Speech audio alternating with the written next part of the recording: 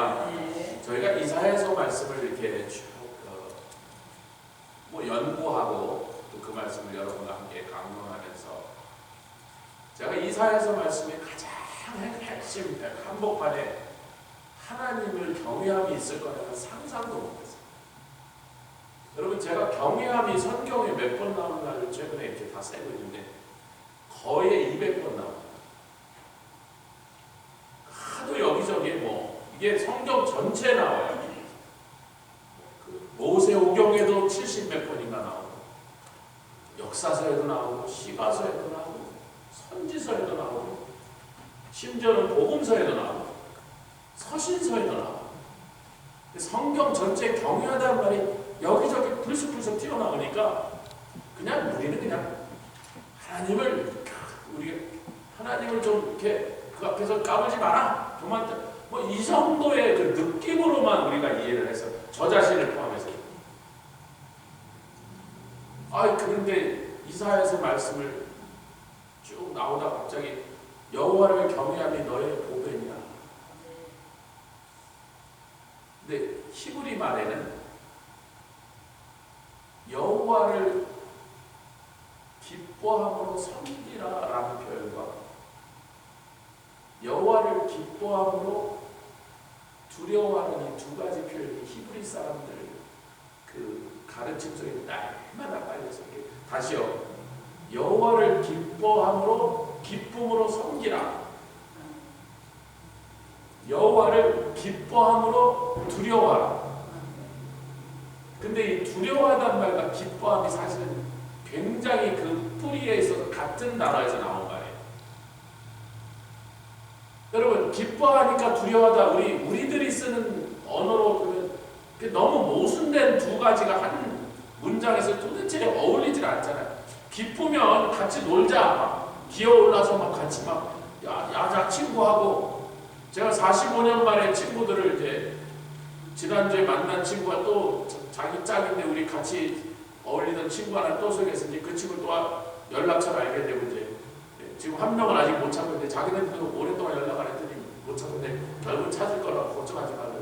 우리 4명이 단짝으로 놀러 다녔어요. 제가 처음으로 캠핑하거나 밤섬에 갔는데 전 다 잊어먹었는데 야 그때 우리 밤섬에 캠핑 가고 기억나냐? 그래 지금 다 60이 넘은 할아버지들이 돼가고. 근데 이상하게 그 새 집의 자식들이 다 하나도 결혼 안 해서 거기서 30 넘은 애들이 있는데도 우리들이 전부 할아버지가 안 되더라고. 아직 다행히 아저씨 아직. 근데 이 초등학교 때 친구들이잖아요. 그야말로 세상사 늘 만나서 불안 친구. 그때 무슨 창피한 게 어디 있을까, 무슨 체면이 어디 있을까. 그때 친구들이니까 제가 목사 된다고 조금 약간 좀 그래도 교회 안 다니는 친구들이지만 내 목사라니까 조금 존중심을 좀 표현하려고 해서 야 그러지 마라 친구들 사이인데 옛날처럼 하자 했더니 그래 그럼 이 자식 저 자식 이놈 저놈 그잖아요. 친구니까. 그 하나님을 기뻐함으로 그러면 잘못하면 하나님 수염 뽑으려고 덤비면 큰일 나는 건데 히브리 말에 히브리 사람들의 그 유대인들의 언어 속에는요 기뻐하다와 경외하다 두려워하다가 거의 같은 의미의 단어로 쓰니까 여호와를 즐거워하다 기쁘다는 같은 뜻이죠. 여호와를 즐거워하는 것이 너의 힘이다 그랬잖아요. 힘이 있어야 섬기잖아. 그리고 여호와를 기뻐하다 경외하다 그것이 너의 보배입니다.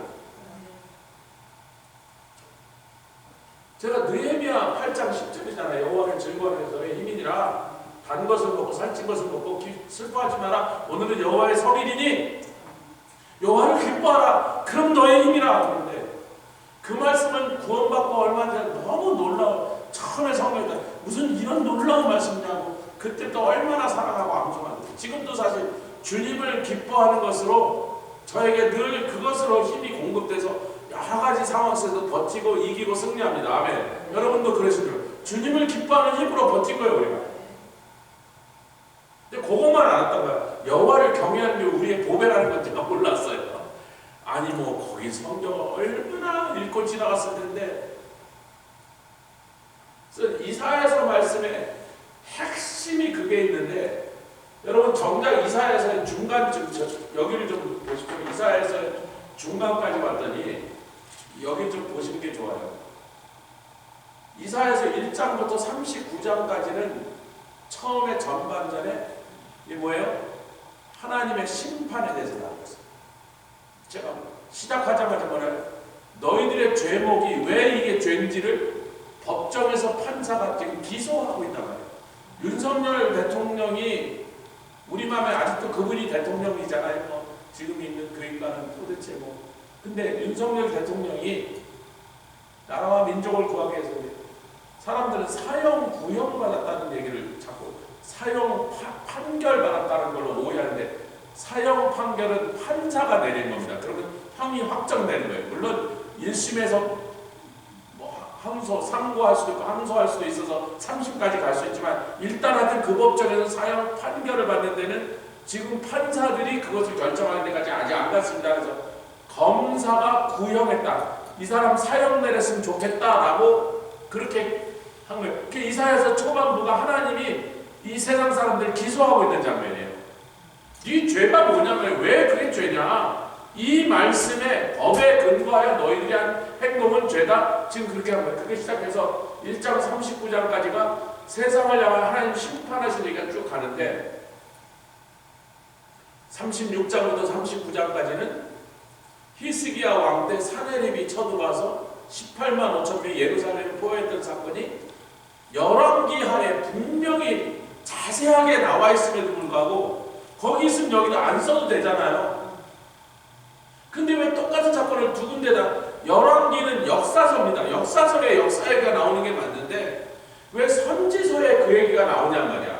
그리고 거기에 이미 있으니 여기 쓸 이유도 없고 그래서 우리가 이게 참 이상하다. 예언서에 역사 얘기가 들어가는 건 전혀 맞지 않단 말이죠. 어울리지 않게 이게 있단 말이에요. 참 생뚱맞다. 그리고 나서 그게 끝나면 40장부터 66장까지 하나님의 그 구원의 역사, 하나님의 위로, 하나님 위로해 주시고 구원해 주시고 복 주시고 회복해 주신 일이 쫙 나갑니다. 근데 지금 우리가 32장까지 왔을 때 한 의로운 왕이 와서 통치하시니 예수님의 초림을 얘기하고 33장 바로 그 다음 장이니까 영광 중에 오시는 막 예수님의 재림을 얘기하고 33장 22절 가니까 율법을 우리의 재판장에서 율법을 세우신 자시며 우리 중에 함께 계신 왕 천년 왕국 얘기를 33장까지 딱 하더니 34장에 딱 넘어오니까 아니 그러면 천년왕국까지 갔으면 그 다음에 천년왕국 따고 새하늘 가서 땅 올라간 얘기를 가야 되는데 진도상 글로 나가야 되잖아요. 근데 갑자기 다시 심판 얘기로 돌아가 버려요. 34장. 근데 온 세상을 심판은 왜 천년왕국 갔으면 예수님이 재림해서 내려오시면요. 천년왕국 시작하기 전에 재림하실 때 세상을 심판하실 때는 한 명 한 명 심판이 아니라 세상을 심판이라고요. 여러분. 아멘. 특히 적그리스도 세력과 그 뒤에 있는 마귀 사탄과 적그리스도가 동원한 군대를 몰살시켜버리는 심판이에요. 여러분. 한 명 한 명이 예수님 앞에 서는 게 아니라고요. 여러분 이걸 잘 이해하셔야 됩니다. 세상을 심판한다고. 천년왕이 끝난 다음에 한 사람 한 사람 예수님이 흰 보좌, 그래서 그걸 보통 백보자, 이렇게 한문에서 백보자, 흰 보좌에 예수님 앉아있고 세상 모든 사람이 부활하여 한 사람 한 사람 영혼이 바다가 시체를 토하고 악인도 그때 부활한단 말이에요. 악인도 뭐 하려고? 심판대 앞에 세우려고. 그때는 한 명 한 명 선단 말이에요. 그룹으로 서보는 게 아니에요. 그러면 세상을 심판하시는 얘기를 천년왕국까지 갔으면 진도가 지나가 버린 거잖아요. 심판은 지나가지. 예수님이 재림하면서 심판이고 그 다음에 천년왕국이니까 천년왕국 얘기하신 다음에 왜 다시 심판으로 돌아가냐면 왜 그 심판이 왜 그런 심판이 오는지를 우리에게 설명하시려고 34장 35장에 그 얘기를 다시 하시는 거예요. 아멘. 그 34장에는 에돔이라고 한 나라를 딱 집어갖고 전 세계의 사람들을 심판하시는 일을 에돔이라는 한 민족과 국가를 통해서만 설명하고 계신 거예요. 그 얘기는 오늘 나눠드린 강의 한 70번에 있습니다. 다음 주에 그 얘기를 합니다. 집에 가서 읽어오시고 아멘. 읽어 좀 보세요. 여러분의 이해를 돕자고 제가 그 많은 설명을 거기다 놨는데, 그래도 그걸 한번 읽고 오시면 제가 앞에서 강의하는 게 좀 쏙쏙 들어오는데, 하나도 안 읽고 오시면 뭔 소리야? 왜? 너무 많은 얘기를 한꺼번에 들은 게 소화가 안 돼요. 이해도 잘 안 되고, 갑자기 처음 듣는 말이 그렇게 쉽게 이해가 안 됩니다. 그래서 한번 읽고 오시라고 제가 자꾸 미리 만들어서 드리는 거예요. 다음 주에 오늘 제가 이걸 만드느라고 10시간쯤 매달는데 허리가 아파서 등에다 파스를 붙이고 그걸 찍었단 말이지. 제가 공치 살려고, 아니 제가 10시간 하는 건 당연한 걸 저는 항상 10시간쯤 써요. 언제나 10시간쯤 쓴다. 근데 오늘 나눠드리자고 다음 주에 강의할 건 일주일 시간이니까 일주일 하루에 1시간씩 설렁설렁 해도 되잖아요. 다음 주 일주일까지. 근데 다음 주에 나눠드리고 바로 그 자리에서 강의를 하면 어려운 내용은 이거 언제 읽어보냔 말이에요. 미리 드리는 이유는 읽어보고 여러분에게 도움이 되라고 일주일을 먼저 드리려고 그 애를 쓰는 겁니다. 제 나름대로 그렇게 애를 쓰니까 여러분도 받아가셔서 어디 이렇게 박아놓으셨다가 그냥 수요일 날 오늘 막 달랑 들고 막 쫓아오고 그러지 마시고, 그런 분도 있을 거라고 생각하는데, 그러면 내가 이 강의를 들을 때 내가 소화하는 비율이 확 떨어진다. 이해하는 분량이 훨씬 줄어든단 말이에요. 거의 다 못 알아듣는단 말이에요. 이제 오늘은 463페이지로 돌아가서, 제가 여기다 이렇게 오래간만에 제가 칠판을 잘 안 썼습니다. 최근에 주로 칠판을 쓸 때는 복잡한 내용이나 굉장히 많은 내용들을 설명할 때 좀 이해를 돕기 위해서 칠판에 쓰는데, 그래서 복잡한 내용을 하려면 칠판을 쓰는데 됐으면 좀 복잡하지 않게 해보려고 칠판을 안 쓰는데, 오늘은 그렇게 복잡한 내용, 우리가 잘 아는 내용을 머리에 좀 쏙 이게 눈으로 시각적으로 해서 머리에 상으로 딱 기억하시라고 이걸 지금 제가 이렇게.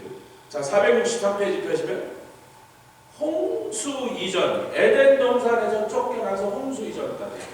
여기죠, 여기. 무지개 언약. 무지개 언약은 노아의 홍수 때문에 지금 무지개 언약을 맺었습니다. 아멘. 그럼 이거는 인간의 타락이 중요한 원인이죠. 왜 에덴 동산에 또 쫓겨나냐? 설명할 필요 없잖아요. 쫓겨나는데 보니까 인간이 항상 어려서부터 죄악을 생각하고 그것만 꾸미는 악이 관영하여 여호와의 신이 이들과 도저히 떠나버렸어요. 그러니까 더 엉망이 되버렸어요. 그래도 성령이 어떻게 좀 해보려고 하던 시대가 도저히 안 되겠네. 이것들하고 같이 못 있겠네. 내가 이들과 함께 할 수가 있고 내가 견딜 수가 없네고 성령이 철수해버리니까 그다음 뭐 그냥 세상이 뭐 완전히 엉망이 되버리고. 여러분 뭐 설명을 필요 없어요. 이 단이라는 건 제단이라는 뜻입니다. 아브라함을 부르셨어요. 그리고 언약을 맺으시면서 아브라함이 단을 쌓습니다. 물론 노아도 단을 쌓고 여기 보면 가인과 아벨도 단을 쌓았습니다. 그러니까 이때는 성전을 짓는 게 아니라 단을 쌓는 시대였어요. 그 인간이 인류가 막 옮겨 다니니까 뭐 건물이나 뭐 자기 집도 안 짓고 텐트에 사는데 뭐 성전을 지어놓으면 뭐예요? 자기네들이 계속 옮겨 다녀야 되니까. 그 족장 시대를 거쳐서 드디어 모세가 시내산에서 율법을 받으면서 율법을 받는데 그 율법의 제일 첫 번째 내용이 성막 짓는 내용이란 말이에요. 그 성막을 통해서 하나님이 내가 너희와 함께 있으리라는 임마누엘 하나님이라는 것을 소개하십니다. 아멘. 그 임마누엘의 하나님 된 성막을 지으시면서 그 성막을 짓는 방법, 또 운영하는 방법, 제사 드리는 방법을 그 모세 오경의 내용의 대부분이 그 내용이란 말이지. 하나님과 함께 거하려면 우리가 어떻게 해야지 하나님과 함께 지낼 수 있는가. 성막을 짓고 그 다음에 드디어 다윗과 언약을 맺으시면서 다윗이 여러분 성전을 짓는 얘기를 했기 때문에 언약을 맺으신 거예요. 다윗이 내가 성전을 짓는 안 돼. 이제 그러니까 안 돼. 너는 피를 많이 흘려서 그러나 내가 네 마음은 받을 테니까 네 아들 솔로몬을 통하여 내가 그 성전을 짓게 하리라. 그런데 그러신 거죠. 네가 내가 지으라고 하지도 않고 너한테 그런 걸 바라지도 않았는데 네가 사랑하는 마음으로 성전을 짓겠다니 내가 네 씨 중에 한 사람이 영원토록 이 나라를 다스릴 왕이 되게 하리라. 그게 우리 주 예수님이란 말이에요. 그러니까 예수님이 이 세상에 오신 구원자가 너의 후손으로 태어나게 하라는 언약을 주셨단 말이에요. 그러니까 이게 아브라함과 한 약속, 모세를 통하여 율법으로 주신 언약과 노아의 무지개 언약들이 다윗을 통하여 예수님이 태어나게 하실 거라는 언약과 다 이렇게 연결되어 있는 거예요. 언약들이 다 연결되어 있단 말이에요. 그 드디어 예수님 오셔서 십자가를 주시고 이제는 언약에서 은혜로 이제 구원의 역사, 은혜로 성격이 좀 변했지만 이것도 사실은 십자가 언약도 언약은 언약이죠. 근데 은혜라고 하는 것이 너무나 놀라우니까 우리가 이제는 언약, 율법 이런 표현을 쓰지 않고 은혜의 시대가 열려서 즉 교회의 시대가 열렸습니다. 아멘. 그리고 뭐 성령이 오신 것도 성령이 오셔서 교회가 시작됐으니까 성령이 안 오셨으면 교회란 게 없는 거니까 아멘. 성령 시대, 은혜 시대, 교회 시대 다 맞는 얘기. 그리고 예수님이 다시 돌아오시는 날만 이제 재림을 기다리고 있는 여기까지 우리가 왔는데 여기가 2000년, 다윗에서 예수님까지가 한 1000년, 예. 아브라함에서 다윗까지가 또 한 1000년, 모세 사이에 한 500년 있습니다. 그럼 여러분, 이 많은 사람들이 이 시간 계산할 때 여기서 여기까지는 6000년 정도 걸렸다라고 계산한 사람도 있고 7000년 정도 걸렸다고 하잖아요. 아니 1000년이나 차이가 나요. 왜 그렇게 차이가 나냐면 성경의 아들이라고 벤 뭐라고 하는 단어가 아들일 수도 있고 손자일 수도 있고 고손자일 수도 있고 중손자일 수도 있어요. 느부갓네살의 아들이 벨사사오는 사실은 증손자. 그 사이에 2명이 더 있었어요. 느부갓네살의 아들의 아들이에요. 근데 왜 아들이라고 그래요? 그 히브리 단어의 벤이란 말이 이렇게 애매모호한 거. 몇 대를 건너뛸 수도 있는 거예요. 그래서 성경의 족보상에 여기 나온 족보랑 저기 나온 족보의 대수가 틀려. 어디에 그냥 두세 대가 확 빠져버려. 그래서 계산하는 사람에 따라서 약 1000년까지 서로 차이가 납니다. 근데 중요한 건 이거예요. 우리가 초막절이라는 것을 7일간 지키잖아요. 아멘 합시다. 그건 뭐 잘 알아야 되는 얘기. 초막절을 7일간 지키는데 초막절은 7일간 지킨 다음에 8일째를 더 큰 날로 지켜요. 이게 사실은 초막절은 7일에 끝났어. 근데 8일이 뭐냐면 새해가 시작되는 첫 시작의 날이에요. 그래서 그날도 성회로 모이면서 7일 동안 하나님과 함께 초막하면서 기념했던 것이 우리에게 하나님과 영원토록 사는 모습을 우리에게 늘 이렇게 각인시켜주면서 그 모습으로 다시 살아가는 첫날이 되는 거예요. 그래서 8일이 명절 끝날 더 큰 날 이렇게 된 겁니다. 요한복음 7장에 나와서. 근데 어떤 사람들이 신학자들이 이거를 생각해 보니까 어쩌면 여기까지가 7000년이 걸렸다면 하루를 1000년처럼 생각하시는 하나님의 시간 계산으로 볼 때 7000년 이게 8000년째가 1000년 동안 해서 8000년이 그래서 7년 동안은 이 막 타락으로 죄로 막 전쟁으로 이 개판 엉망으로 오다가 결국 예수님의 십자가를 통해서 복음이 증거돼서 1000년 동안은 완전히 새로운 시대를 살아간다. 6월 6000년으로 본 사람 아니다. 니네 계산이 틀렸다. 그래서 여러 신학자들이 싸우는데 지금도 6000년이 걸린다면 1000년까지 포함해서 7000년으로 잡고 영원한 천국 새하늘과 새 땅을 8000년으로 잡는 사람들이 있어요. 그때 이제 상징적인 숫자가 되는 거죠. 실제 천인데 이 사람들은 아니다. 실제 1000년이다. 그래서 7000년 하고 여기서 땅에서 8000년을 해야 제대로 된 거지. 왜 앞에는 실제 7000년이고 뒤에는 상징적인 숫자라 그러면서 그것도 양쪽이 팽팽하게 사는데 저도 사실 어느 쪽이 더 정확한 얘기인지 헷갈리긴 하지만 이렇게 보는 사람들이 있단 말이에요. 중요한 건 천년왕국이냐 아니면 새하늘과 새 땅의 영원한 천국을 그 전의 시대하고는 전혀 다른 모습으로, 즉 새로운 시대하고, 아멘, 완전히 다른 리얼리티가, 뉴 리얼리티가 펼쳐지는 것을 본다고 하는 사실에 대해서는 많은 사람들이 동의하고 있다. 그러다가 저 서하늘과 새 땅에 가면 여기보다 더 좋기는 하지만 영적인 퀄리티는 비슷하다. 이 땅에서 천국을 이룬 거니까. 아멘. 거기서는 우리가 날아다녀야 돼. 이게 3차원의 가치지 않으니까. 그게 좀 다르죠. 이 땅에서는 아직도 걸어다녀. 네, 할렐루야. 네, 뭐 정확하게 저는 뭐 성경에 그거에 대해서 밝게. 그런데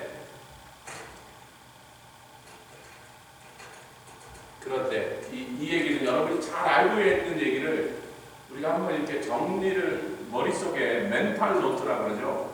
한번 우리의 그 마음에다 그림을 한번 딱 그려보면 언제나 쉽게 이해가 되고 정리가 돼서 잘 기억이 나는데, 마지막 종말의 상황, 마태복음 24장을 바탕으로 이거 보면 같이 하자. 전조, 영어로 프렐류드라고 해요. 무슨 일이 일어나기 전에 서곡처럼 먼저 일어나는 얘기에서 제일 먼저 미혹이 있다. 난리가 있고 난리의 소문이 있다. 전쟁이 있다. 민족과 민족이, 나라와 나라, 민족은 땅에 있는 나라들, 나라는 킹덤, 하늘에 있는 권세들이 전쟁을 하는데, 미혹이 늘을수록 사랑이 싫고 불법이 성난다. 사랑은 싫고 불법은 늘어난다. 사랑이 식으면 그게 미움이라는 거야. 똑같은 다.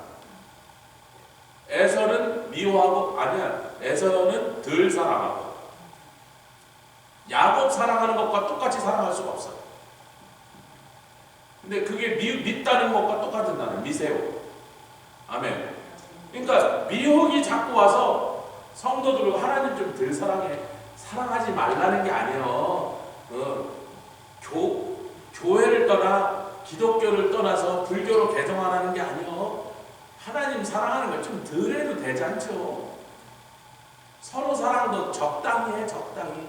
니들 챙겨가면서 니 주머니는 알아서 챙겨가면서 서로 사랑해. 그 뭐 이렇게 간까지 다 빼주냐.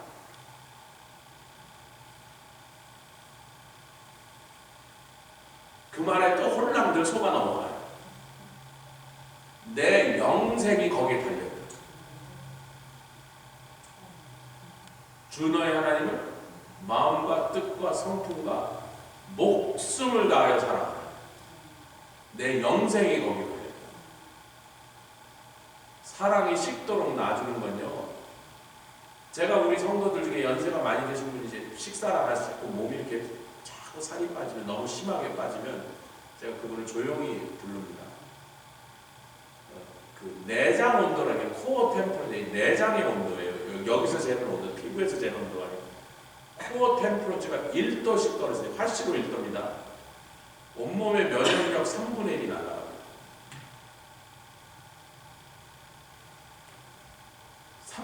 떨어지면 면역력 제로가 돼요. 감기에 죽는 거예요. 어떤 균이 들어와도 내가 그걸 싸워낼 면역력이 하나도 내 몸에 남지 않고 그냥 아무 균만 들어오면 죽는 거라고요.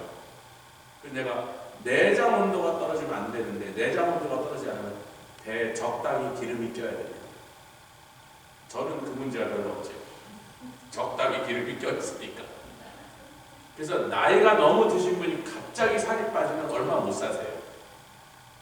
그럴 때는 뭐 인슈어를 드시든 하여튼 뭘 드시든 막 일부러 뭐 바타도 좀 세게 진하게 바르고 그래서 뭐 고깃국 뼈국을 끓여 드시고 그래서 몸에 살이 너무 심하게 빠지도록 하면 안 돼요.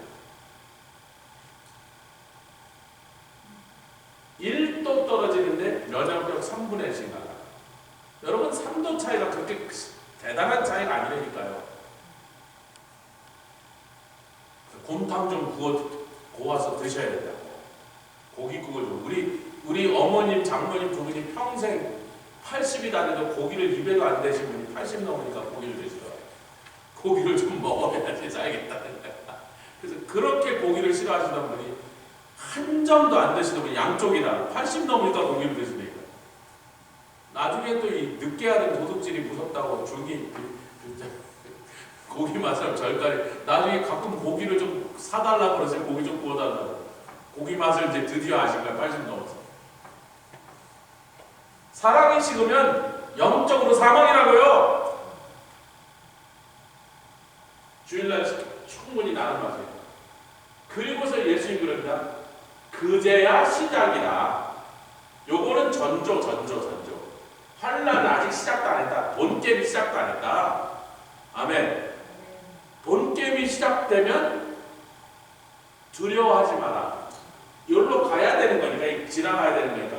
이렇게 기근과 지진과 재앙이 우리 성경에, 한국말 성경에 왜 빠졌는지, 어느 놈이 뺐는지 모르지만 하여튼 재앙이 빠졌어요.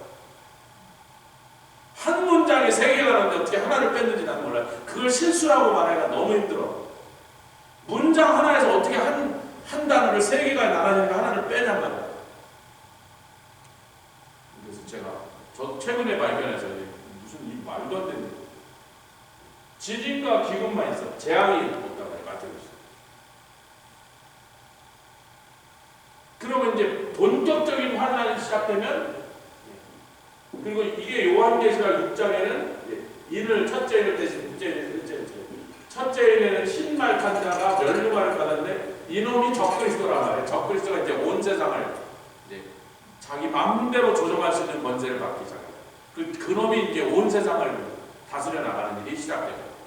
그 다음에 막 전쟁이 일어나게 붉은 말.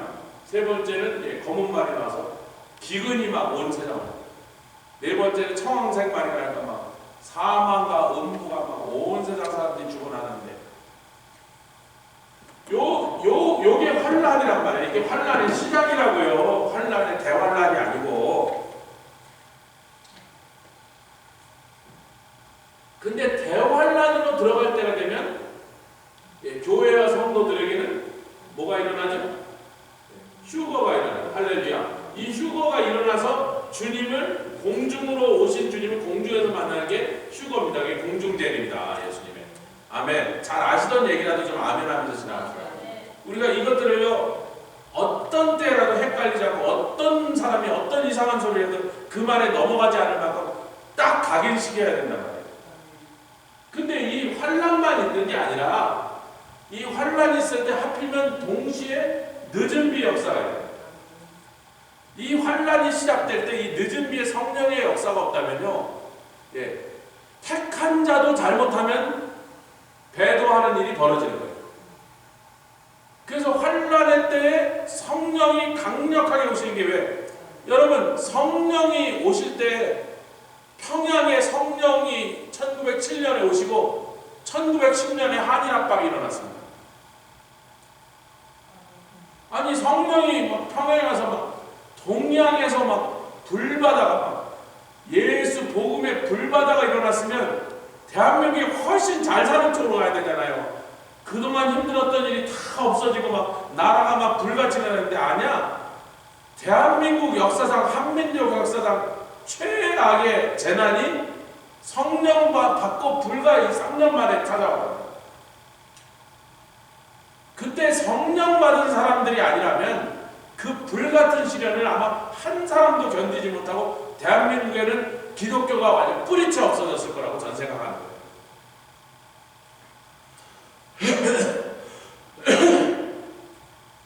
마찬가지로 이건 전 세계적인 늦은 비가 내려와서 기근이 나든 진리 나든 재앙이 나든 적그리스도가 무슨 짓을 하든 난리가 나든 전쟁이 나든 우리 예수 믿는 사람은 성령으로 말미암아 할렐루야 온 세상 다니면서 복음 전하고 추수하고 막 신나게 막 사역하다가 마지막 구원받은 사람이 다 구원받으면 너희들은 할 일 끝났으니까 올라와라 휴거 나가고 유대인들은 이 대환란을 지나가는 거예요. 그리고 이방인들 중에서 예수 믿지 않는 사람이 이 대환란을 지나가요. 근데 거의 다 죽습니다. 유대인도 3분의 1, 세상 사람도 3분의 1, 세상 3분의 1은 죽게 돼 있어요.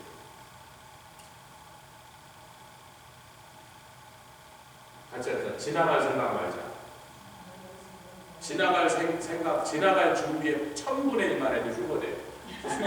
1000분의 1만 성충성하고 주님을 위해서 열심히 살면 휴거될 거예요. 1000배를 더해도 살기 힘든, 이거 꼭 지나가겠다고 난리를 지나가요. 아멘. 예, 1000분의 1만 해도 주님께 막 트로피 받고 막 면류관 받고 막 들러서 그 왜 지나갈 생각을 하나요? 그래서 이제 예수님 재림이 일어나시고 지상으로까지 내려오실 때, 그걸 이제 보통 세상 사람이 일어난 재림은 공중 재림이 아니라, 왜? 자기 눈에 안 보이는 거니까. 지상으로 오시는 그 지상 재림의 날이 사람들 눈에 구름 타고 오신 주님이 보이는 게 이 공중에서부터 내려오시는 걸 보는 거거든요. 지상으로. 그때가 아마겟돈 전쟁의 마지막 날이라고. 이제 예루살렘이 오늘 함락되게 생겨서 이제 이 예루살렘의 마지막으로 피해서 도망온 유대인들이 거기서 다 맞아 죽게 생긴 고날 오신다. 감람산으로. 할렐루야. 그리고 그날 적그리스도의 군대가 완전히 멸망받는 일이, 우리가 이사야서 곳곳에 나오고 에레미야서, 에스겔서에서 나는 지상 재림하신 예수님이 유대인들을 다 잡아 죽이려고 전 세계의 군대를 동원한 적그리스도의 군대가 그날 예수님의 입에서 나오는 검의 기운으로 한 명도 살지 못하고 다 맞아 죽는데, 그 사건을 미리 우리에게 미리 한번 그런 사건을 보여주신 게 18만 5천 명의 아수르 군대가 천사 하나인데 하룻밤 사이에 맞아 전멸해버리는, 한 명도 살지 못하는 그 역사를 통하여 우리에게 한번 맛배기로 보여주셨단 말이에요. 뭐 그거나 뭐 1억 명의 군대를 예수님이 죽이는 거나 뭐 천사 하나 가서 18만 5천 명. 여러분, 이게 2700년 전 얘기예요. 고구려가 생기기 1000년 전 얘기예요. 그 당시에 18만 5천이라는 군대를 동원할 수 있는 나라는 세상에 두세 나라도 없어. 쉽지 않단 말이에요. 애국도 10만 정도 동원하면 그냥 쥐어짠 거예요. 애국이 10만을 동원하게. 아수르가 18만 5천 명인데 저쪽에는 왕이 데려간 절반이 또 있어. 그래서 한 30만을 데리고 온 거예요. 전 세계 가장 강력한 국가에 가장 큰 군대 수의 주력 부대를 하룻밤에 다 죽여버려서 천사가. 그렇게 될 거다. 이게 될까 하고 의심할까봐 미리 한번 맛배기로 보여주셔야 됩니다. 저희야 의심 안 하는데 혹시 세상 사람이 의심할까? 아이고 뭐 혼자서 어떻게 그 많은 1억 명을 어떻게 죽으실까 하고 좀 너무 바쁘시지 않겠어? 아니 그 주님께 아무 일도 아니에요. 할렐루야. 그게 이제 이사야서에 왜 36장부터 39장까지 선지서에 역사서에 기록될 만한 성격의 내용을 이사야에서 한복판에다가 딱 넣으면, 그게 이사야에서 1장부터 39장이라고 하지만 사실은 35장까지의 세상을 향한 하나님의 심판 얘기가 35장에 끝나고 40장부터 66장까지 하나님의 위로 구원이 나오면서 그 사이에는 이게 무슨 그 별책부록처럼 36절 39장 아수르 사내리 18만 5천 죽이는 사건을 별책부록처럼 끼워놓은 거예요, 여러분. 그리고 그 모든 사건에서 핵심은 여호와를 경외하라. 지난 시간에 우리가 뭘 읽었습니까? 하나님이 해자가 없는 예루살렘 성은 해자가 없습니다. 우리는 가서 확인한 거예요. 거기 가서 해자가 없어. 왜? 물이 위한 곳이니까. 마실 물도 부족한 그 산꼭대기에 있는 사막의 성에다가 무슨 마실 물도 부족해서 적군이 포위하면 마실 물을 어떻게 확보할까 전전긍긍하는 그 지역에 있는 도시에다가 어떻게 성 밖에 햇빛이 지나가면 막 햇빛에 막 증발해서 없어지도록 해자에다가 물을 넣어놓냐 말이에요. 그러니까 해자가 없는 성은 방어하는 쪽에 너무나 불리하고 공격할 때는 너무나 손쉬워졌는데, 하나님이 우리와 함께 계시니 해자가 강처럼 넓어서 큰 배가 다니는 그런 해자가 둘른 성처럼 전 세계 그런 성이 몇 개 없어요. 진짜로 강물을 끌어와서 해자를 해자를 이렇게 돌린 데가 전생에 몇 개 없다고요. 지형적으로 이게 돼야 되니까 강이 가까워야 그걸 어떻게 끌고 오든지 하지, 아니면 강 옆에다 지어버린 성들이 있어요. 강을 해자로 삼으려고. 근데 그 성도 동그랗게 360도를 못 돌리죠. 그러니까 일부는 강이 원래 있는데 건물을 이렇게 끌어갖고 해자를 만들어갖고 360도를 돌린 거예요. 근데 하나님이 이 성 안에 계시는 것은 마치 뭐와 같냐면 큰 바다에 다니도록 큰 배가 왔다 갔다 해야 될 만큼 그렇게 어마어마하게 큰 강물을 니네 성벽의 해자로 돌린 것 같다.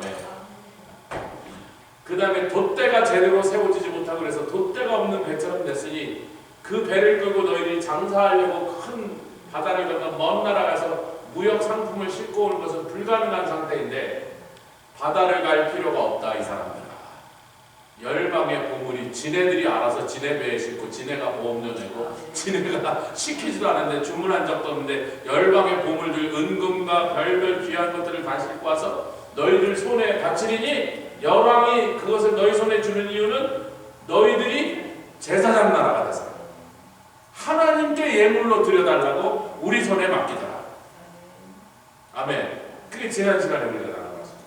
여러분, 지난 시간에 그 강의한 중에 69번이네요. 지금 드린 말씀도 이제 강의안에 있는데 470페이지, 470페이지. 이사야서 470페이지, 이사야서 60장. 이거 주일날 이 말씀을 이제 제가 천년왕국에 대한 말씀들이 여기서 이제 집중적으로 나오니까 이사야서 강의를 하면서 이걸 뽑아놨던 거예요. 어차피 강의 안에 다 뽑아놓은 건데 주일날 이 짧은 시간에 이렇게 풍부한 말씀 어떻게 더 전할까 이제 고민은 많이 하지만 우리 이사야서 강의를 하는 김에 잘 됐습니다. 우리 먼저 읽읍시다. 이사야서 60장 4절부터 11절까지 4절부터 11절 한 절씩 교독하죠. 내 눈을 들어 사면을 보라. 무리가 다 모여 내게로 오느니라. 내 아들들은 원방에서 오겠고 내 딸들은 안기에 올 것이다. 이 말은 알리야, 전 세계에 흩어졌던 유대인들이 이스라엘로 이제 드디어 돌아오는 장면입니다. 5절 시작. 그때 내가 보고 희색을 바라며 내 마음이 놀라고 또 화창하리니 이는 바다의 풍부가. 이사야서 60장입니다. 풍부가 5절 시작. 이때 내가 보고 희색. 못 찾으셨나요? 이사야서 60장 5절.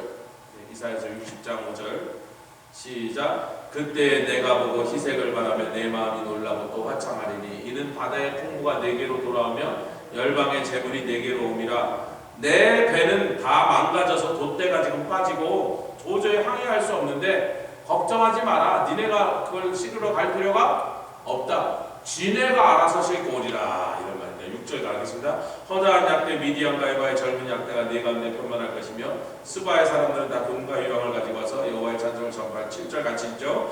게달의 양무리는 나 내게로 모여지고 느바요새 수양은 내게 공급되고 내 단에 올라 기꺼이 받음이 되리니 내가 내 영광의 집을 즉 당신의 성전을 영화롭게 하리라. 너희들이 진짜 내 마음에 드는 제사장이요 열방에서 가장 귀한 제물들을 그 이방인들이 뭐 때문에 진짜 이제는 하나님을 경외하는 마음이 그 속에 들어갔기 때문에 구원받고 아멘 하나님께 예배드리고 경외하는 마음이 가니까 그 귀한 보물을 지네가 시킨 적도 없는데 싣고 와서는 너희들 손에 갖다 바치리라. 9절 읽겠습니다. 시간을 좀 세면 시작. 곧 성들이 나를 앙망하고 다시스의 배들이. 잠깐만, 여호사밧 왕 때 그리고 솔로몬 왕 때 두 번이나 다시스로 배를 지어서 두로 왕과 함께 연합하여 또 악한 왕 야합의 집과 야합하여 배를 많이 지어갖고 다시스에 가서, 왜 다시스가 아프리카가 가까워요. 그냥 스페인과 아프리카가 30마일 거리, 30 이렇게 보입니다. 저기 아프리카에서 스페인이 보이고 스페인에서 아프리카가 보인다고. 멧돼지는 거 헤엄쳐서 건너가요. 멧돼지가 헤엄쳐 안 칩니다. 섬에 가서 아니 섬에 어떻게 멧돼지가 지금 헤엄쳐서 와요. 저기 육지에서 왔다 갔다. 보이는 섬까지 멧돼지가 헤엄쳐서 잘 와. 그쪽에 먹을 거 부족하면 섬으로 가요. 30마일 바다로 간다고. 멧돼지가 헤엄칠 수 있는 거리라고. 그러니까 아프리카의 많은 귀한 물건들이 다시스에 있으니까 배들이 가서 그 다시스에 가서 상아나 원숭이나 신기한 아프리카에서 나는 보물들을 싣고 유럽으로 와서 장사를 한 거예요. 근데 다시스의 배들이 지네가 그 진귀한 물건들을 싣고 와서 아멘 여호와를 앙망하고 경외하고 원방에서 내 자손과 그 은금을 싣고 와서 내 하나님 여호와 이름에 드리려 하여 이스라엘의 거룩한 자에게 드리려 하는 자들이라. 이는 내가 너를 향하게 하였습니다. 우리를 향하여 하십니다.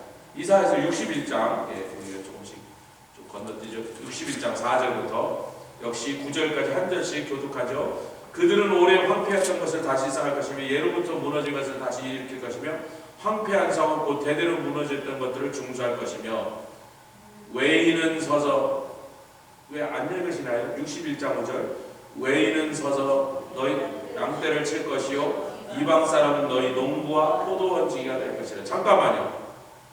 그전에는 우리가 직접 농사를 지었는데도 그 농사 지은 산물을 뺏기고 병충해에 뺏기고 외국의 도적들한테 뺏겼는데 지금 우리는 그냥 가만히 있는데 외인들이 와갖고 내가 당신 양떼를 쳐드리겠습니다.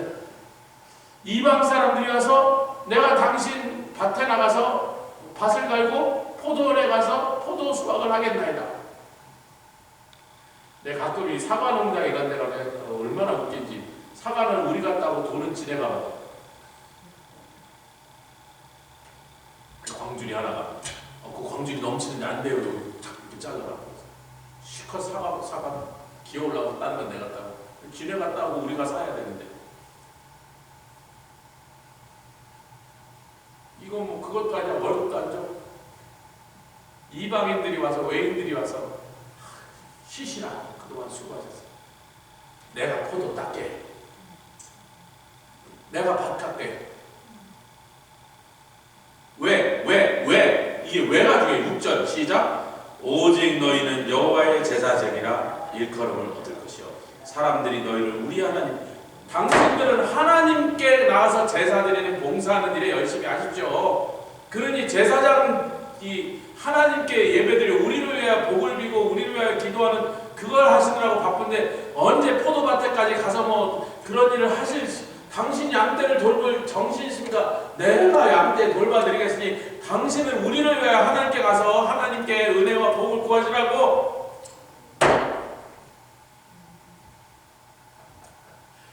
할렐루야. 그런 일들이 이제 천년왕국 동안에 일어난다. 더 이제 조금만 더 갑시다. 예레미야 33장 예레미야입니다. 이건 이사야 아닙니다. 예레미야 33장 9절.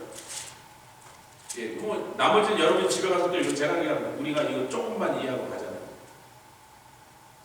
33장 9절 시작. 이 성읍이 세계 열방 앞에서 내게 기쁜 이름이 될 것이며 예루살렘입니다. 찬송과 영광이 될 것이요 그들은 나의 이 백성에게 베푼 모든 복을 들을 것이요 볼 것이라. 내가 모든 복과 모든 평강을 인하여 그들이 두려워하며 떨리리라. 아멘. 예. 사람도 없고 짐승도 없고 그러던 성에 11절에 보니까 유다 성읍들과 예루살렘에 즐거워하는 소리 기뻐. 사람도 없고 짐승도 없어서 황폐해졌던 이 유다 즉 예루살렘과 유다의 여러 성읍들에 기뻐하는 소리, 신랑의 소리, 신부의 소리, 신랑과 신부의 소리가 그 다음에 또 애기 우는 소리가 나와서 빽빽이가 나오니까 만군의 여호와께 감사하라. 여호와는 시원하시 그 인자심이 영원하다. 이런 소리들로 이제 가득 차게 되리라. 네, 넘어가겠습니다. 그러다가 33장 18절에 왜 18절이 중요하냐? 17절 시작. 나 여호와가 이같이 말하노라. 이스라엘 집에 위에 앉을 사람이 다윗에게 영령이 누구예요? 예수님이시죠. 예수님이 너의 왕이 되고 그 망했던 황폐해졌던 예루살렘 성에 신랑 신부 소리 하나님께 감사 제물 드리고 하는 장정한 소리 가득 차서 언제? 천년왕국. 아멘. 다시 이사야서로 돌아왔습니다. 아이고 거기까지 하겠습니다. 읽는 거는. 그러면 나머지 집에 가서 읽으시면. 그래서 이사야서 뭐 65장도 있고 65장에 나오는 말씀들 그 다음에 또 이렇게 쭉 읽으시면 천년왕국의 상태가 좀 더 자세하게 거기에는 상함도 없고 해함도 없고 뱀의 독사이불에 손을 넣어도 이 말씀은 이사야서 11장에 나왔던 말씀과 동일한 말씀이 훨씬 더 자세하게 65장에 풀어놓습니다. 주일날 이 말씀을 어떻게 그 짧은 3, 40분 동안에 할까지는 그 내용이 너무 많아서 막 몇 시간 해야 되겠는데 또 뭐 2월달 내내 이걸 계속 하긴 그렇고 그래서 짧게 할 건데 여러분들은 이사야서 강론에서 지금 나오니까 이사야서 강의니까 집에 가셔서 이 말씀들을 좀 잘 찾아보시고 또 강의 안에 찍혀있는 것들 잘 읽어보시면 좋겠다 생각합니다. 같이 기도하시다. 주님 감사합니다. 생각만 해도 벅차고 눈을 감으면 천년왕국의 그 아름답고 영화로운 모습이 눈에 선하게 보이는데 주님 어서 오시옵소서. 주님 어서 오시옵소서. 주님 오시는 것밖에 다른 세상에 대안이 없습니다. 어떤 인간도 의로 다스리지 못하니 트럼프 대통령이 훌륭한 일을 많이 한다고 하지만 윤석열 대통령도 귀한 사람이었지만 그들도 의인이 아니기 때문에 실수도 하고 죄도 짓지. 우리 주님 오시는 수밖에 없습니다. 의로 통치하실 주님 어서 오셔서 홀로 영광 받으시고 찬송 받으시오며 온 세상에 공의와 정의로서 다스려 주시옵소서. 주님 오시는 길을 예비하라고 우리를 온 세상에 보내 오시니 산을 넘는 발걸음들이 복되게 하시고 힘있게 하여 주시어서 온 세상 민족들에게 이 복된 소식이 증거되며 그들이 구원받고 주께로 돌아오는 놀라운 부흥의 역사를 우리 눈으로 보게 하여 주시옵소서. 감사드리며 예수 그리스도의 귀하심으로 기도드렸사옵나이다. 아멘. 하늘에 계신 우리 아버지여 이름이 거룩히 여기